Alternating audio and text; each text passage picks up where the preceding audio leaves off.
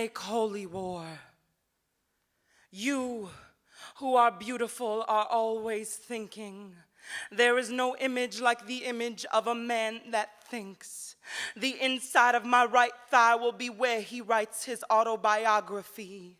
He was obsessed with leaving love notes on my skin, and I will wake up some mornings, walk past the bathroom mirror, finding things like remember me drawn backwards across my collarbone. This is to the man that throws a penny in the water fountain and it throws it back. The metaphor of your life. It rained the day before you came, the sky fell, knocked over, dripping red from God's veins. It smelled of all the wet things in New York City.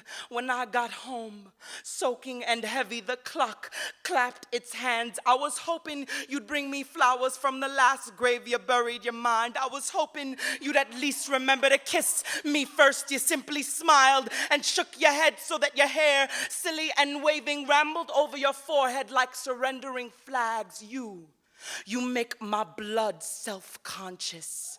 I can't look at you without a little girl drowning in me, without a self-righteous woman running naked down my spine, a dove flapping its wings against the walls of my stomach. I can't look at you without tripping over my eyelids. You hold a world in those eyes of yours.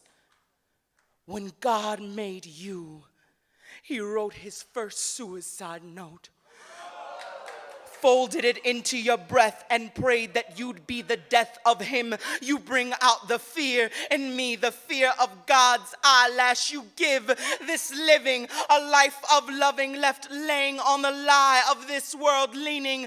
Thank you for being so goddamned inexplicable, for making me think about you so hard. I went to church today and left 2 pills of Advil for God at the altar. I said a prayer for him, that he will not turn to narcotics or lonely nights of drinking wine in his empty room, or that a song won't play on the radio or in heaven, and remind him of when he was younger and it was okay. It was okay to make mistakes.